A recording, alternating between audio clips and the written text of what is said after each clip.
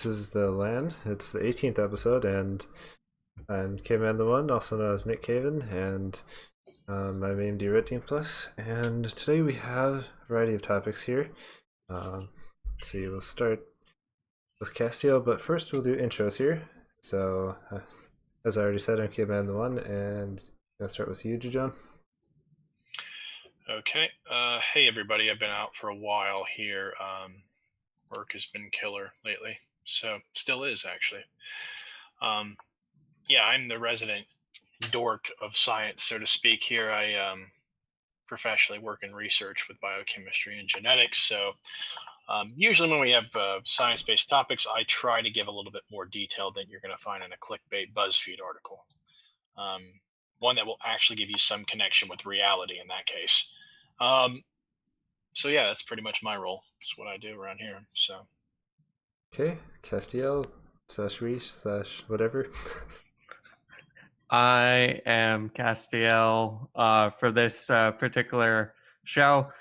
I am a certified paralegal. I'm also a writer of sorts, gamer, techie. I mainly serve when there's something legal that comes up in the tech world, or privacy or news like freedom of speech. I will cover that. So that's me. Okay, cool, dude. I'm just here.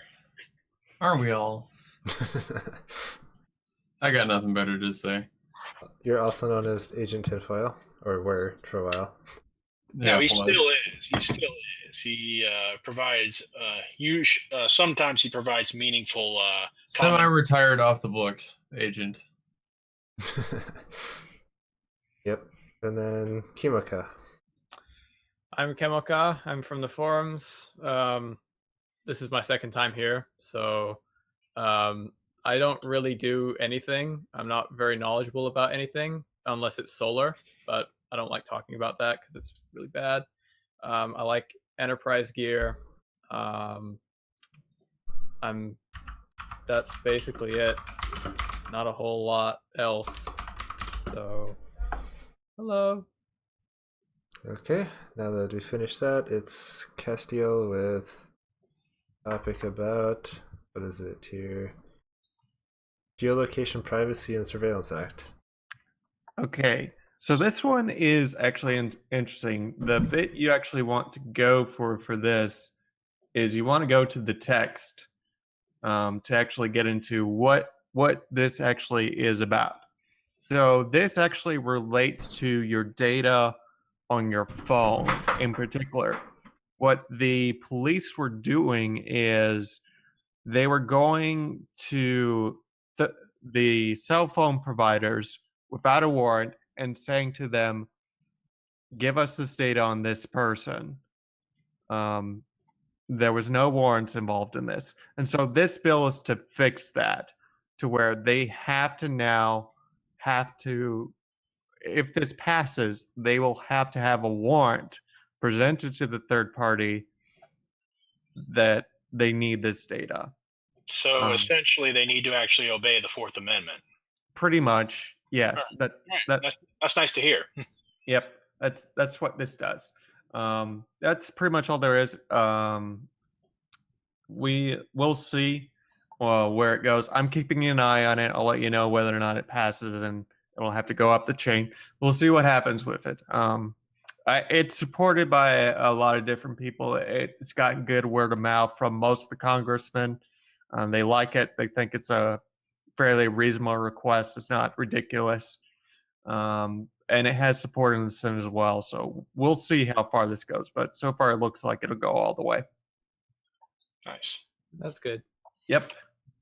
That is a pleasant change of pace with how things have been going the past couple of years. Yep. Past 8 years, I would say. Yeah. Yep. So my next topic is actually a really interesting one. Is originally it was where this judge was going to be ruling, and he was fighting against the defenders of this. In California, there was a law that prevented websites from posting the age of actors. Now, this is this is actually something I know a fair bit about when it comes to actors in general, when it comes to how much privacy they actually have. And here's where it gets really interesting. Most people don't know about this, but there's public figure and there's a private citizen. So actors and politicians and presidents and anyone in the political office are actually what is considered a public figure. Now Right. that means the the requirements for privacy are a little bit different. You know, how much we actually know about them versus what is not known. Now, the thing about it is, when it comes to actors, there's a lot of information out there about them. You have e-biography shows about them. You have Wikipedia articles. You have books about them. There is a ton of information. Some of it is official. Some of it is not official. The thing about this particular law is it's just like saying, okay, they can't, no website can publish the age of an actor because of discrimination. The problem is that those ages are already known to the general public at large. That information is on websites like Wikipedia. You can look up their birthday on those websites and find it. It's right there, easily accessible.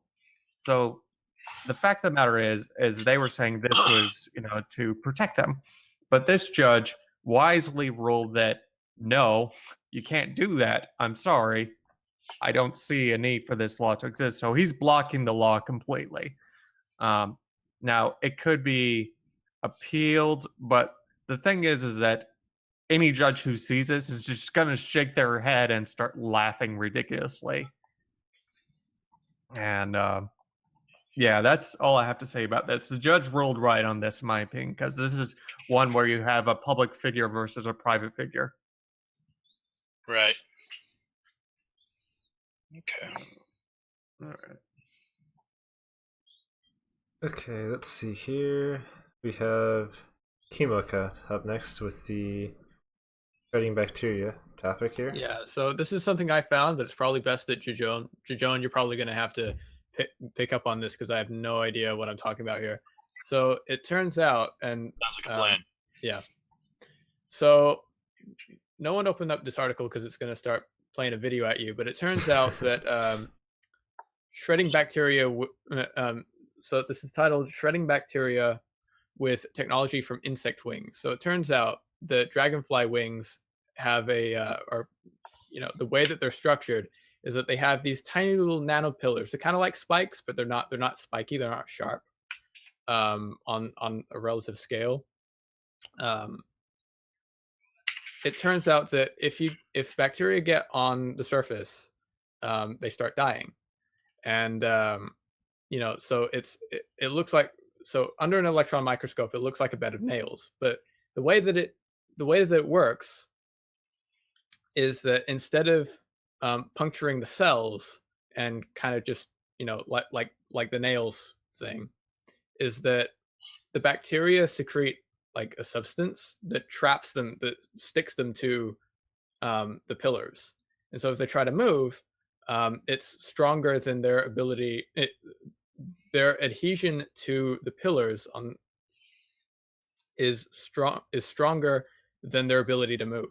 It's stronger than the forces holding the bacterium together, so it just pulls itself apart. So it's kind of interesting. I know a little bit about this, but from what I've seen here from publications, because I'm looking at the actual publication right now, and from here it actually shows similar to what you're talking about. I've only been reading this for literally 30 seconds now, but I'm kind of speed reading through it here. It seems that, okay, there's a secretion actually. Okay, I see something here. So like you just said, KemoKa, you have these miniature little nanopillars that are pointing upwards, perpendicular to the plane of the wing. And a bacterium will settle between those pillars, kind of like it's in a cage, if you will. And from there, it actually secretes a substance that acts sort of like glue.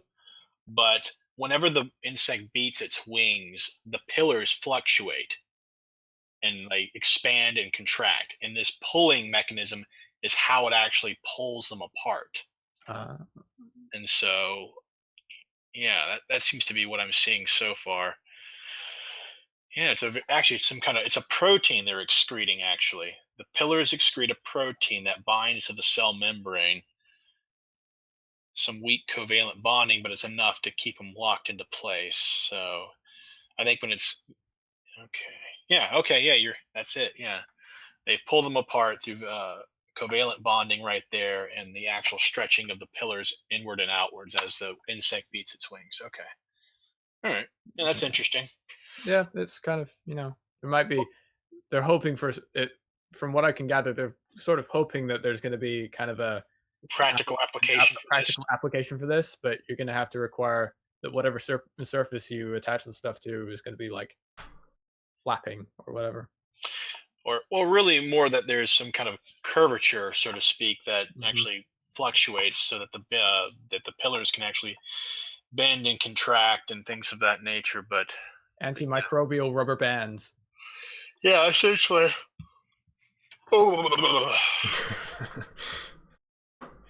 Okay, so I think that's about that topic. So Castiel, you have your next one. Okay, so this is one that I have been following for a while. Oh God, yeah, Jim Sterling. Yep, this Yeah. is the Jim Sterling lawsuit, as I call it. It's Digital Homicide filed a lawsuit against Jim Sterling. He happens to be a very outspoken critic when it comes to what is known as Steam shovelware and Steam flip assets. And he released a set of videos against Digital Homicide, really going after them for their really shady business. Like, he was dead on the money when it came to these guys. Like, he was absolute 100% correct on these guys.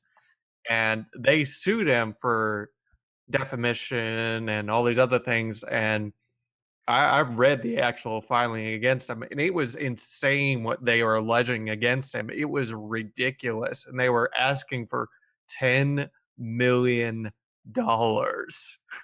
And the thing is that when he actually had to hire a lawyer to fight these guys, because one thing is, when someone files a lawsuit against you, you need to hire a lawyer when it comes to something like this. The thing is, this case could have had potential ramifications on the entire video game critic industry, especially for someone like a YouTuber. Because if Digital Homicide had won, then it could potentially have led to a flood of lawsuits by these other smaller companies against these outspoken critics. They're speaking out against these type of games that are not well made. They're asset flips. They should be spoken about. They should be an awareness of these things. Right. This would be like setting a legal precedent that the courts would then follow.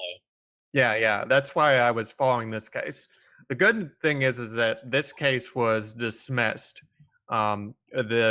Basically, the lawyer of Jim Sterling got the guys to dismiss the case, because the fact of the matter is that they didn't have a chance of winning this. They did not. The evidence was stacked against them, and it worked out in the end. But it was just interesting just to follow it for a year. He did all the right things. Like, once the lawsuit happened, he didn't talk about them. When someone files a lawsuit against you, especially one of defamation, the best thing to do is hire a lawyer, stop talking about them altogether, and then say no comment. Pretty much following your lawyer's advice. But yeah, that's pretty much all I have to say about this. Whether you agree with what Jim Sterling does or not isn't really the important thing. What is important here is the ability to report on something. Is extremely important when it comes to the video game industry or the media in general or whatever it is. The ability to report on something, especially when you investigate it, especially when you show evidence of it, is extremely important. And it falls right under the First Amendment. So I figured it was a important thing to talk about. Yep.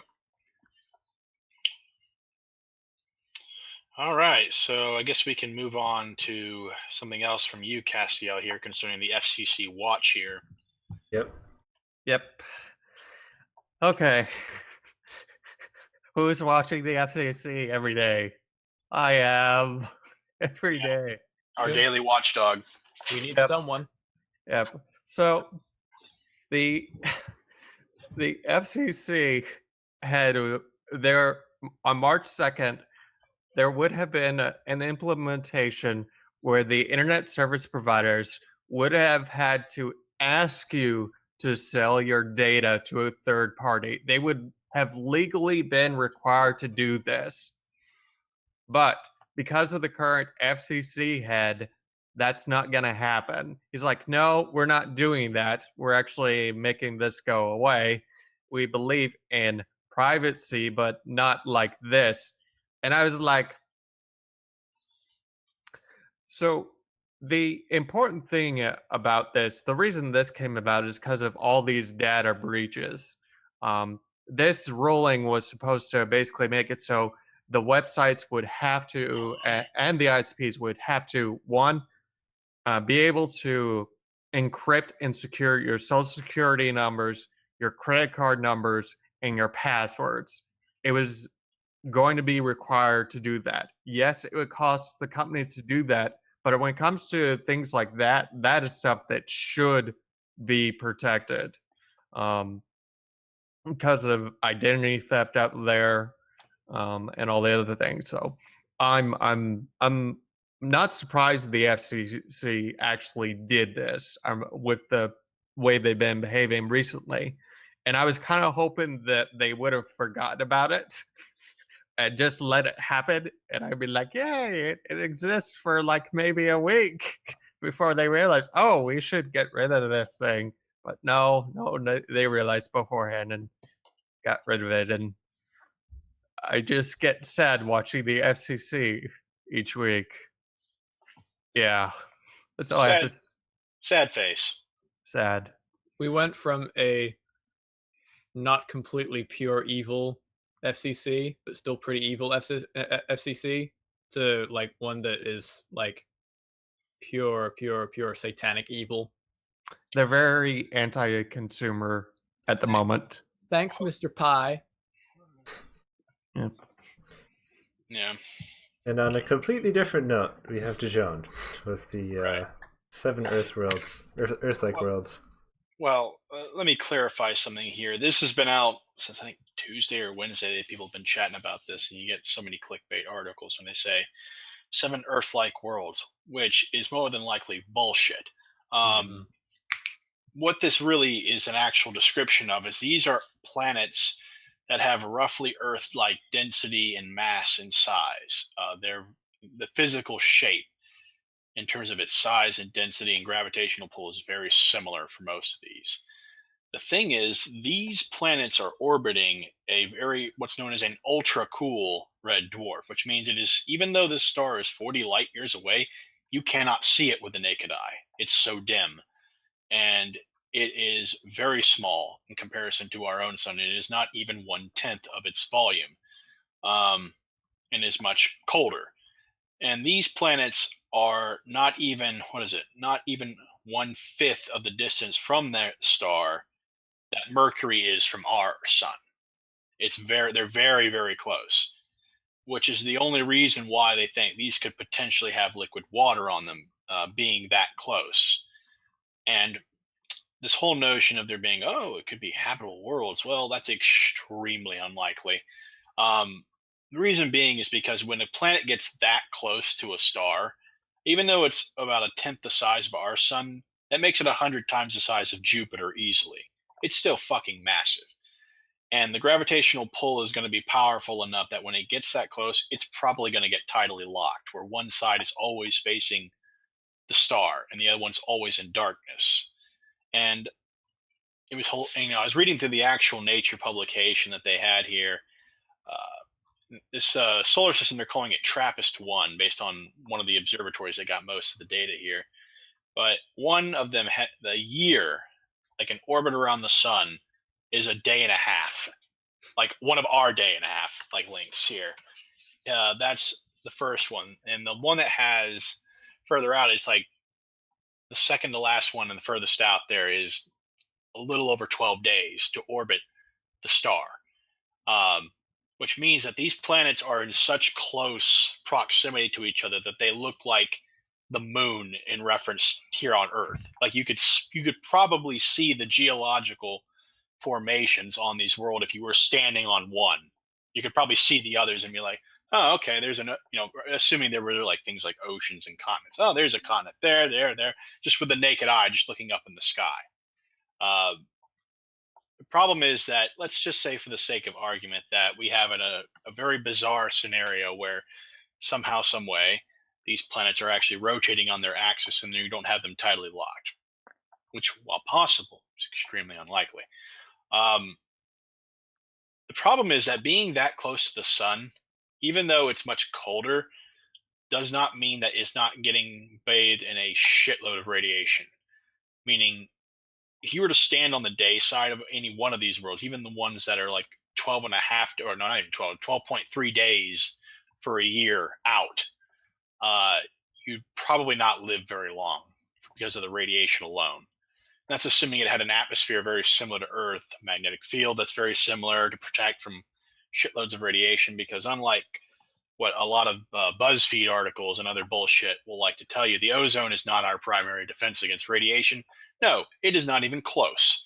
It is our magnetic field that protects us from the overwhelming majority of all radiation that heads our way. I mean, we need the ozone too, don't get me wrong, but that's like the last wall that it has to get past.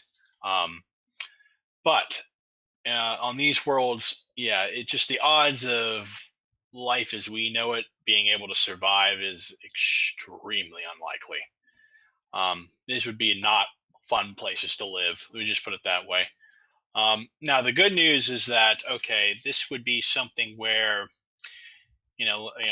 fictional scenario here, you get like a readout on the chemical composition of these atmospheres, right? Which in 2018 we may have because of the James Webb telescope that will be going up. And that's going to be using spectroscopy to look at these planets and get spectrographic data to see what the chemical composition is. And just say, for the sake of argument, that let's say just one is an Earth-like atmospheric composition. It could be something that, you'd have to stay inside all day, underground probably, to stay away from the radiation. But during the night, assuming it was warm enough, you could, maybe then you could walk around outside and be okay. It could be a good place to practice how to survive in harsh environments if we ever figure out a practical method of getting between stars. So there's that. And the last thing I wanted to mention concerning these is that their orbits are in a state of flux right now in terms of the sun, how fast they're going around. The reason being is, like I said, they're so damn close to each other that you can see, like, you could probably see land formations on one planet from the other if you stood on one and were going that close, because they pass so close to each other, they yank on each other every time they pass each other. And since they're going around the sun so damn fast, it's happening all the time. So their orbits are kind of fluctuating, and it's believed that they were actually pulled from the outer, well, not like the far out, but like much further out in the solar system, they got pulled in.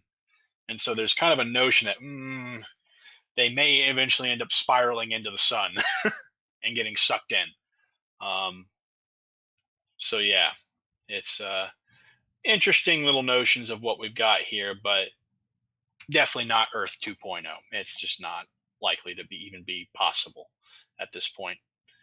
So yeah.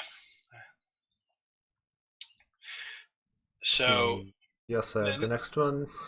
Yes, I have the next one, and this one was kind of more Earth-based concerns for those of us who more interested in daily applications for things that affect us on a daily basis, especially in the years to come.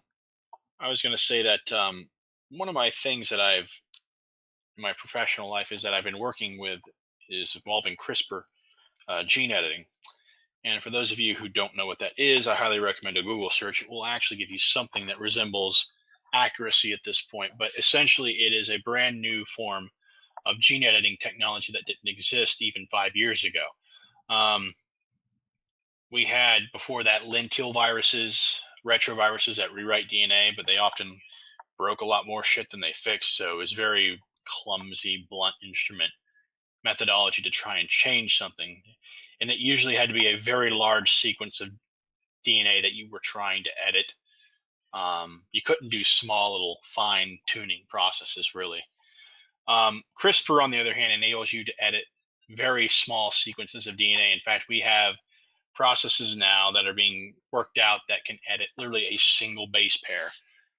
You look at something like sickle cell anemia. You literally have a single DNA base pair that's off from the correct sequence, and you get a glutamic acid instead of where there is a valine in your amino acid chain. It helps form the protein shells and red blood cells. They get expanded outwards and sickle shaped, and then the typical cluster fucks that usually come with that. Wouldn't it be nice if you could just edit that one little adenine where there's supposed to be a guanine or a thymine or whatever base pair is supposed to be there? Well, with CRISPR, yeah, you can do that. And you can do it very fast, literally within a day. So the problem has been for a while now here in the U.S. in terms of our utilization of this technology where it was invented. There was a patent case that has been going on for a while, and Castiel here was the one who sent me some of the legal rulings from the patent office, which I can no longer access for some reason. It's been taken down. But when I did read through it, I looked through a few other sources and got bits and pieces of it. And there's been a big battle going on between MIT, Harvard, and Berkeley. Now, Dr. Doudna, she was the one who, Jennifer Doudna, she actually was the one who created this technique, discovered it, and really quickly realized the utility of this methodology and how it could really revolutionize genetic engineering on a whole new level, because this isn't something that's you have to worry about whether you're going to kill everything. No, you can keep organisms alive in vivo and edit them and not have to worry about them dropping dead, provided you know what you're doing, of course. You could very easily kill something if you don't know what you're doing.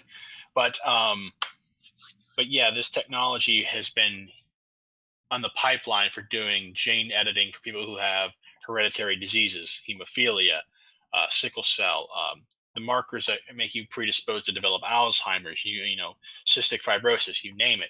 All these genetic defects that cause life-changing consequences that are horrible for people, for chronic diseases that we just don't have a cure for. Well, this could potentially be the silver bullet that maybe for people who are already older and have already developed problems downstream of the genetic transcription, but it may not be the solution. But for people who are very young, infants or children, you could do a gene edit before these problems start to manifest, and potentially save the taxpayer. Well, not taxpayers, but in other countries you would save taxpayers. But the healthcare system in general, the most of the money that we spend is based on chronic diseases.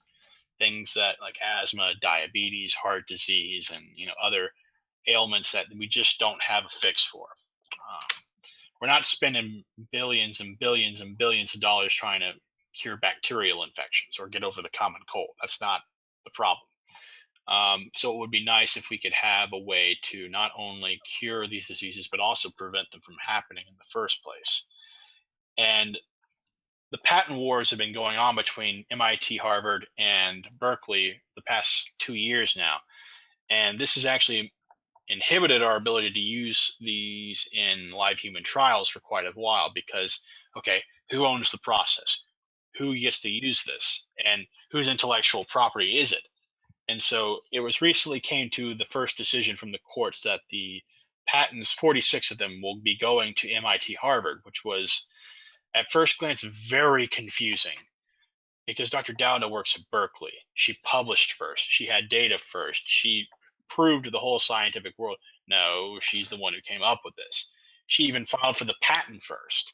The problem seems to be, from what I have seen and from what one person who's more of a legal expert than I am, that by a landslide, has been saying that the way that the patent was filed did not specify that this process was something you would use on eukaryotic cells, which maybe the patent itself that she filed, maybe that's the case. I haven't read that, but I have read her publications, and it definitely said you could do this with anything, which includes eukaryotic cells. So, there's a whole eyebrow raising moment. It's like, how did they come to this decision? It didn't really make any sense at first glance, but from what I've been able to see so far, it seems that the way that MIT Harvard had worded their patent, it involves the specific utilization of this within eukaryotic tissue and cells. So that's how they more or less managed to legally outmaneuver Berkeley on this one and get, the patents for this, which is a big deal because it's worth billions and billions of dollars. So yeah, there's probably going to be a few appeals on Berkeley's behalf, but it's a very interesting situation, to say the least. So I don't know if Castiel had any thoughts on this issue. Not really. I did look at it, but no. Yeah, it's got a lot of people in the scientific community kind of scratching their head because it's just like, yeah, MIT Berkeley, you guys did not come up with this. You did not invent this. And you sure as shit were not the ones that actually utilized the system for eukaryotic cell development. This is well established in scientific literature. Granted, they did some cool things too. They added new aspects of like how to do the same thing more efficiently, which is definitely a good thing and worthy of praise. But this whole thing is just really smells. It reeks to high heaven. So I just don't understand how they legally, the exact way that this came around. I'm thinking that maybe just Dr. Downa she didn't use the right legal language when she filed her patent, I'm assuming. That's the only conclusion I can come up with that would make this ruling make any sense. So, really weird. So yeah, that's pretty much all I had to say concerning that issue. So. Yep.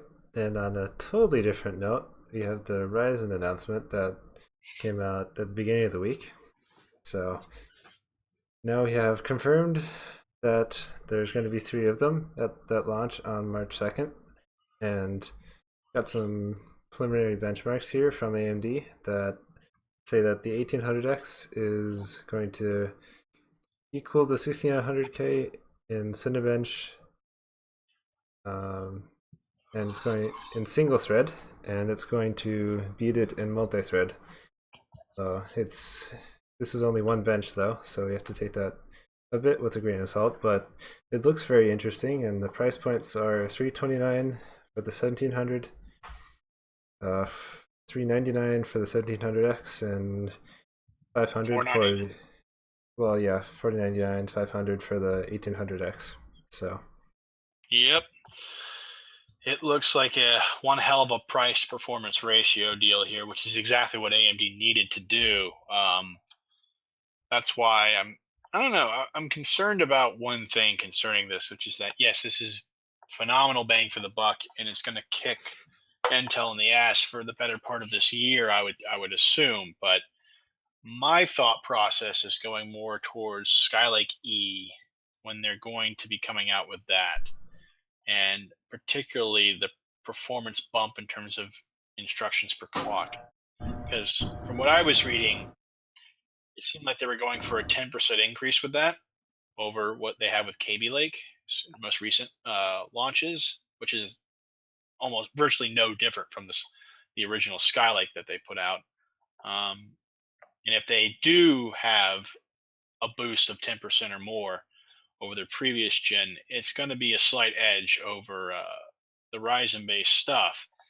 And because of that, I get the feeling that people who consider themselves enthusiasts when they're really just people who want to blow cash on a bunch of expensive shit that gives them next to no performance increase whatsoever in anything they're doing, they may still go with Intel based on that.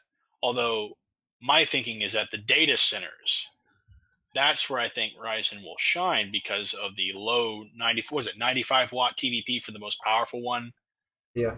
and then it goes down to even 65 watt. I'm just like, holy shit, that is low power right there. And data centers, I think, are going to be going for something that's gives you good performance, but is significantly cheaper and costs less electricity, less heating, less air conditioning that you have to pump into those big server rooms. Things of that nature. And which is why I think that this is a really good situation for AMD if it turns out that they're performing similar, at least, to what they say they are. So Yeah.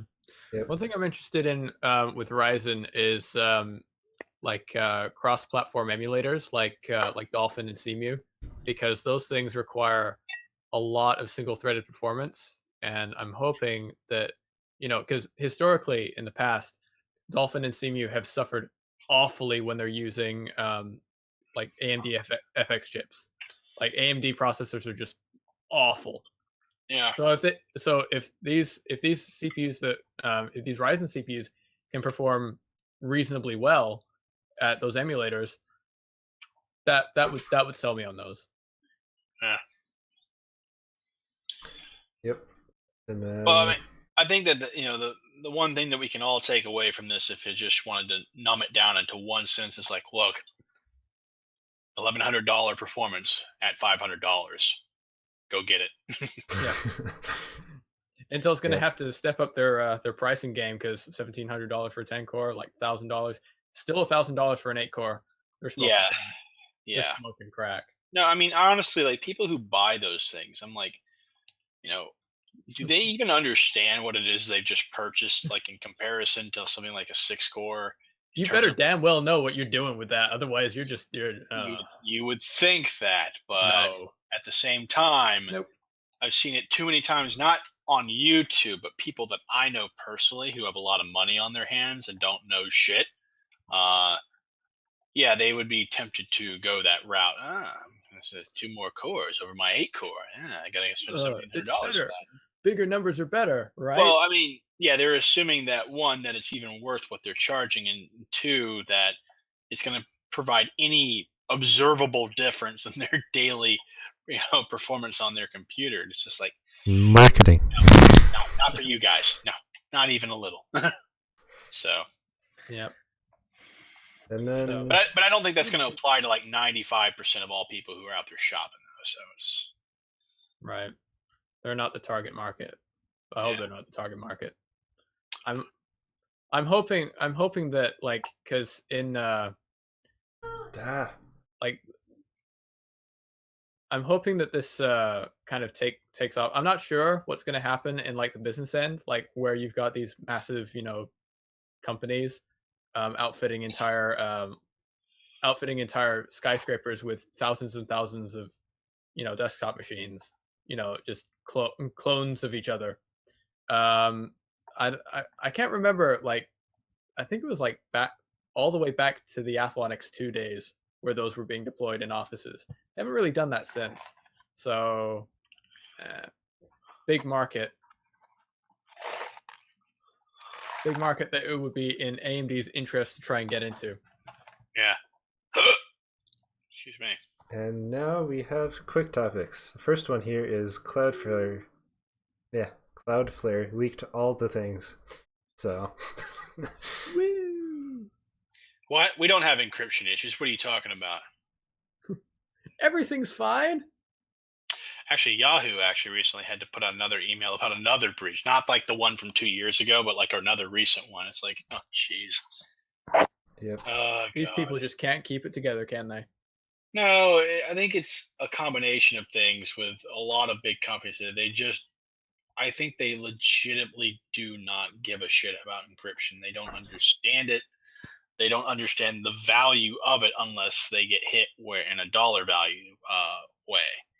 Well, if it's just their customers who are getting screwed over and not them, I don't think it's really something they give two shits about. The part that I found interesting about this one is that it was a memory leak that did it, and it was something like, where's the number here? 0.00003%. Yeah. So that's like one server or maybe two servers with massive memory leaks. So If they had programmed everything in Rust, this wouldn't have happened. Yes, of course. But yeah. So moving on to the next topic here, issues with the Steam community and some audio problems that they've been having. Steam audio, in particular. This one's actually about Steam Audio releasing Like- VR audio. Right. So spatial audio, which is a thing. AMD also just released something very similar to this. It's almost like they're doing the same thing.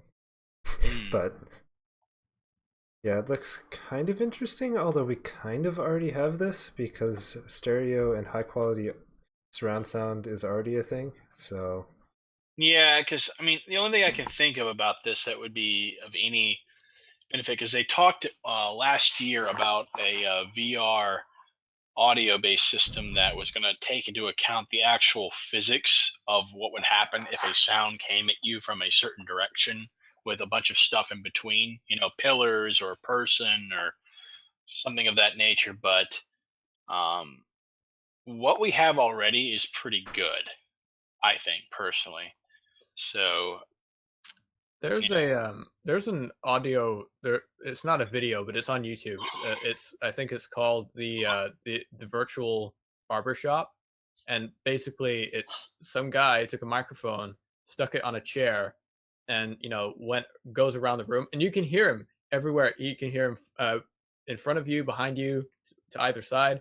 You basically know exactly where he is in there. Even with these headphones, these aren't the greatest headphones. It blew my mind, but it's like, just make the stereo, in software, I guess. Make the stereo emulate that for the video games, their sound effects, and once they figure that out, it basically be the same thing. But yeah. As someone that actually has done audio engineering, you both are hitting on some key points. And when it comes to audio, programming is the big key thing there. Editing in Adobe Audition, you have to account for several different things. Like the great thing about Adobe Audition or any audio editing software is the fact that you're able to simulate different things. Like, here's a room. You can simulate that. You can go through it. The thing is that the programmer, the person doing the editing, has to know how to do that. So it is a programming side, not a hardware side, I believe. Because we have the hardware. We just need someone that knows what they're doing it. and suddenly there went jajone. Okay, but yeah, I'd agree with you. It's if we can get the emulation so that it sounds like this mic is picking it up instead of someone, you're in an audio place where yes, there's different things coming from different directions, but it's not really that realistic. That'll be really nice. Yes. So, let's see, our next topic is single slot 1050 Ti. Oh, can I rant about this? No, go ahead, do your thing, and then I'll rant about this. I'm surprised it took this long, just based on the fact that there's already half height ones. So, well, so here's the thing, right? So Elsa is based in Japan. So you're only, and they have a very locked down market. So you can't have this. Like, none of us can ever buy this unless we go to Japan. I was in Japan for about 10 months a couple of years ago. And they were selling, I would go to Akihabara, which is where they sell all the computer stuff. And Elsa was basically everywhere. I mean, they were kind of, there's a couple of companies called Palit and Elsa and a couple of others that you won't really find around here in America. But Elsa, I was there when they released the 950, like the 900 series cards. And before that, they had a single slot 750 Ti, I think, and a single slot 950. So this comes as no surprise to me. Elsa does this. It's kind of interesting, but it's kind of neat. I mean, it grossly, like, we discussed this after the stream last week. It grossly overestimate how much cooling you actually need for a given graphics chip to keep it cool. Right. Like I've got the machine I'm running right now has a single slot 7770, and that has a FirePro cooler slapped onto it. It's a V5800 cooler, and it works fine. So you really don't need that much. So that's cool. Yeah, I just kind of found it and it was somewhat interesting. So let's see. Since Kulu is here, and we usually do this at the end of the show anyway, for some reason, so I'll do what happened this week. I'll start with Kulu because on Kulu, you're muted. There we go. There's audio. Yeah. Okay. One moment here. What happened this week that was out of the normal that I can talk about? Ooh, you know what? I am buying things on Amazon because I'm preparing for 3D printers that will arrive soon. I will have 2. Oh boy. And I'm getting ready to build heated build enclosures. And since Stratasys, the big company that makes the printers like I have at work and whatnot, they have a patent on heated build enclosures, which is just the print areas that you can control the temperature and whatnot to make ABS not warp. But I'm going to do something like that with a light bulb, a temperature probe, and a 120 volt fan. I'm going to see how that goes. I'm excited. I mean, before plastic shrapnel in Cool Dude's face. No, printers are in an enclosure, so it won't. No, won't they'll blow penetrate. up. They'll penetrate the enclosure. It won't blow up immediately. It'll be like Mythbusters. You have your bulletproof pane of it's not even plexi. Yes. It's like Yeah. whatever.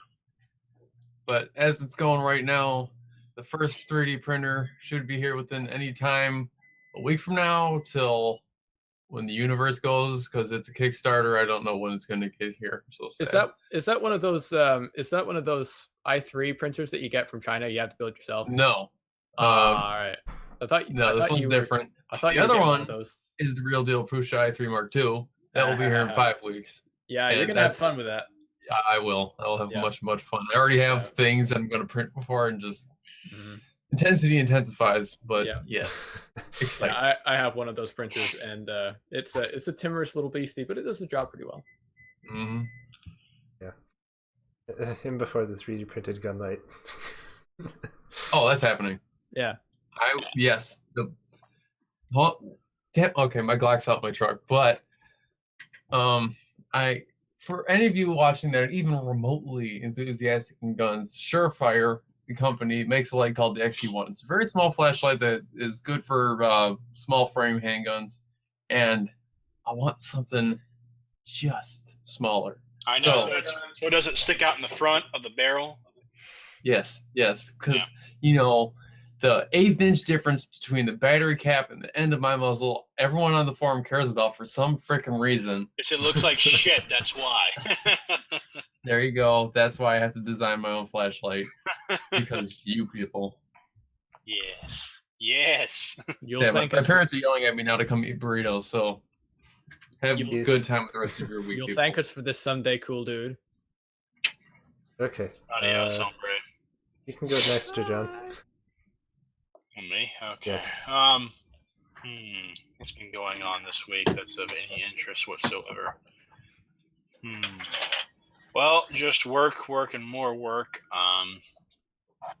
Trying to get histology slides to work, and it's somewhat working. I got to figure out I have one slide that'll be good, and the next one will be bad, and then it just seems to be really random which ones are antibodies are working. So I got to kind of troubleshoot and figure out what's going wrong. You know how big printer at work? Cool dude's in the background. Oh, cool dude. But cool dude's blabbering aside. I've been doing that, and I guess prepping for my package of bees that's coming in the mail in like 2 weeks. Because I have 3 hives already, but there's a 4th one I constructed. I'm getting some more bees from a local guy, and it's been so warm this year that they're already out foraging. They have been doing so for the last 3 weeks, so it's been really interesting. And just been doing that, and that's pretty much it. right now. Okay. Castiel. I've had a very busy week. So I started writing for a blog, and I also released a video for said blog. Actually, I two. also, yes, two videos for said blog. And then I also did a Let's Play video on Friday, and I wrote an article for it yesterday, and I published it today. So yeah, I'm helping with a blog. That I'm also on. Yes. And do you want to go next, KemoKa? Sure. All right. So what have I been doing this week? Not a whole hell of a lot. The Jay's been, the Jay from the forums has been helping me try and flash and route my my phone, because it turns out that my phone doesn't work in America. Thanks AT&T. They turned off their 2G signal this year, so my phone doesn't work. So we're gonna try and it's becoming her guinea pig. So I'm doing that. I'm also what else have I been doing? I've been chilling. Cool, dude, you son of a bitch. I'm gonna talk shit to him on the forums right now. Okay. Just voice You my do displeasure. you do that. In the meantime, not a whole hell of a lot, I guess. I've been chilling solar, as is my job. So we're coming up on grant season, so get ready to pay for some arrays in your area. No, it's just here. Other than that, I'm getting hyped for not really the release of the Nintendo Switch, but I'm getting hyped for the Legend of Zelda game that's coming out at the end of the week. So that's gonna be fun. Yep. Didn't really realize how hyped I was for it until literally 2 days ago. So that'll be fun. I might turn into a peasant just to spite my brother, but that'll be fun, Okay, and then depending on what happens. for me, it's been a pretty busy, interesting week. I got a crap ton of computers and things, and also Ryzen is soon.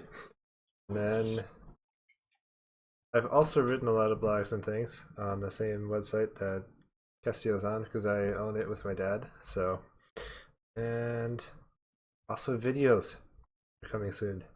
So Soon. Tum, tum, tum, tum, tum, tum, tum, tum, tum, tum. yes, specifically after March 2nd. So, or on, depending on. But yeah. There will be a stream on March 2nd. Just saying. Maybe, probably, definitely. There you go. Yeah. Oh yeah, we're doing that, aren't we? Yes. Sweet. I'm not really sure what you guys are going to talk about, except like There it is. Ryzen. We're Yeah, gonna everybody, look, there it is. It's gonna be a fanboy circle jerk Yeah, sort of it's kind of. Ryzen everywhere. Ryzen. And you get a chip, and you get a chip, and you get a chip. And you... I only wish I Disgusting. had I that will many. sit here and I'll look at my 4790K I bought last summer and just, it's They're the fine same. for now. I've Trust me. got a 3930K that I got like 4 years ago, something like that, and it does the job just fine. But my next build, I think, is going to be Ryzen based, so long as the third-party benchmarks and all that seem to verify what AMD's been selling us, so to speak. And that turns out to be mostly accurate, if not all the way accurate. Then yeah, that's going to be my next build right there. It's going to be Ryzen based. And I've said this on the forum a lot. I really don't care about Ryzen. I care about them APUs.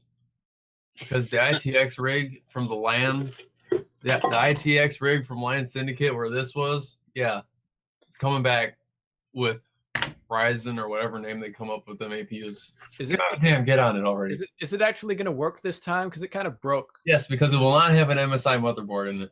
If any MSI people watch, I'm sorry, but that motherboard just feels so terrible. Oh, the memories. Fuck you, MSI. funny Fuck is- you. It's currently on another MSI motherboard and it works perfectly. So Yeah, I'm still rocking my 2600K. All I need to do if I want some extra speed or frame rates is just turn the multiplier up a little bit. I've still got a water cooler on it. Until it breaks. Oh no, the case is already broken. The case is made of cardboard. But Attaboy. yeah, it's amazing. I have a thread on it, but I haven't updated it in like a year. Ooh, you so. should link it to Soulfall, and it'll drive him insane. I think he already knows about that. He Yeah. already knows about it, and it's gone through some updates. I hacked it so that it would take a water cooler, but it works really well. I mean, you know. I can see him getting so triggered over that thing. Oh, so terrible. Where's the Pepto-Bismol? Yeah, but 2600K still plugging away. I don't care about anything else. Sandy Bridge Master Race. I'm a Sandy Bridge fanboy. Meanwhile, I have like three 3930Ks and a set 3970X and my FX 370, and yeah, I have too much shit. I've got my dual Xeons doing this video for me because it's the only motherboard I have that will actually work with the capture card consistently. Woo. Yeah, man. 3930K is also Sandy Bridge, so that was a good rollout. My 3970X is magical. It does 5.2 gigahertz semi-stable, and 5 gigahertz fully stable. So semi-stable. I can tell you that about my 4.9 gigahertz 4790K. It'll play Ark Survival Evolved for an hour.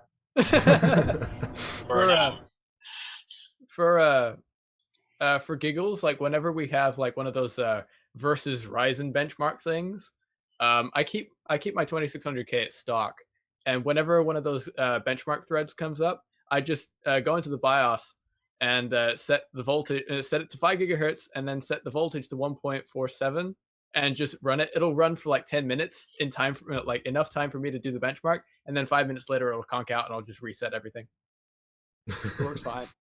Yeah. That 3970X I had is 4.8 gigahertz. I ran it at 4.8 at 1.35 volts, and it was rock solid stable. I didn't run it at 5 just because it was just barely out of what the H100 could do, which is what I had on it for a long time. So the voltage tolerances on these things, man, though, are crazy. It doesn't care about the volts. It cares about the temperature. It doesn't care. This is irrelevant. And I think that's about enough rambling for right now. So cool. Thanks everyone who's watching, and we'll be here next week around the same time. Maybe we'll start on time next week, though. Who knows? But no, don't say that, because then we won't. Yeah, you jinx it. 5 p.m. CST ish. Yep. At least we're on more on time than the WAN show or any of those guys. We're within 10 minutes. I mean, they did fix it. Mostly. We didn't see the video. Mostly. But yeah. They're never ready. We're never ready. No one's ever ready. That's okay. So bye everyone who's watching.